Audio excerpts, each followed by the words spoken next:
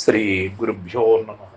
సుజ్ఞాన దీపమను గురుగీతల నుండి ఈవేళ మనం 3వ అధ్యాయమునందు 162వ శ్లోకాన్ని భక్తి శ్రద్ధలతో పరిశీలన చేసుకున్నాం.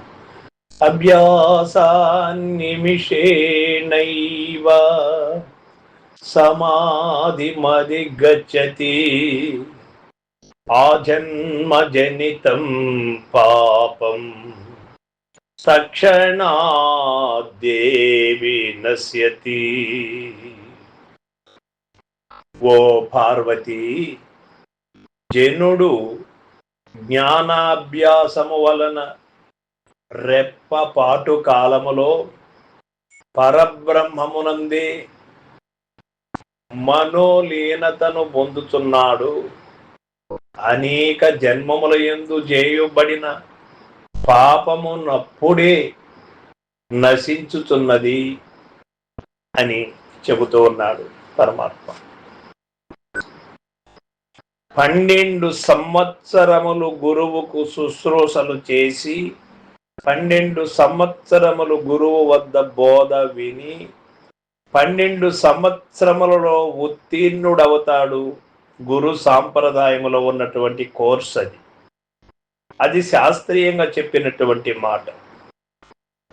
12 సంవత్సరములలో పొందాల్సినటువంటి దాన్ని అభ్యాస సాధన వలన అన్నాడు.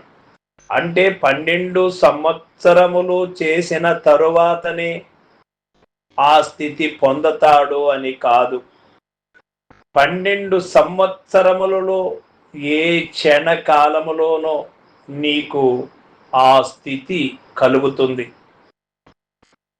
ఆ యొక్క జ్ఞాన అభ్యాసము వలన రెప్పపాటు అనగా మన కనురెప్ప ఆడే అంత సమయములోనే నీకు స్థితి అనేది కలుగుతుంది, నిజం అనేది తెలియబడుతుంది.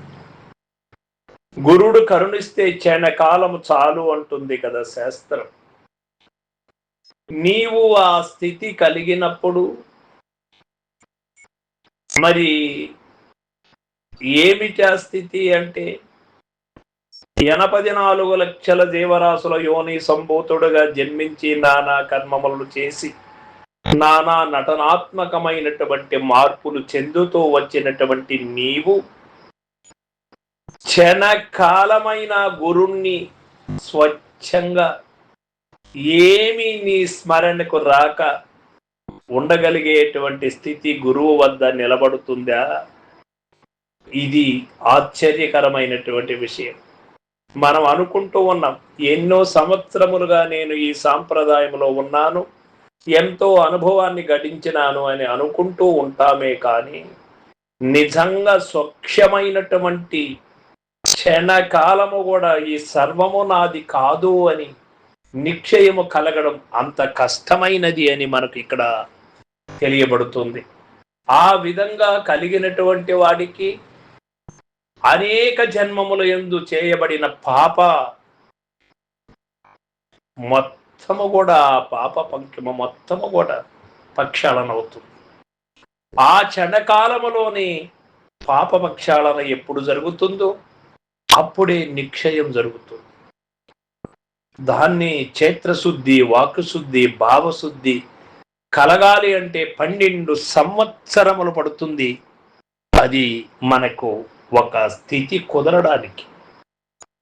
ఆ 12 సంవత్సరముల తర్వాతనే ఎవరైనా స్థితి కలుగుతుందా అంటే కాదు. వారి యొక్క శ్రద్ధను బట్టి క్షణకాలములోనే మార్పు చెందవచ్చు. ఆ చెందినటువంటి జీవి ధన్యజీవి. సర్వం సద్గురు పాదార్పణమస్తు. జై గురుదేవ.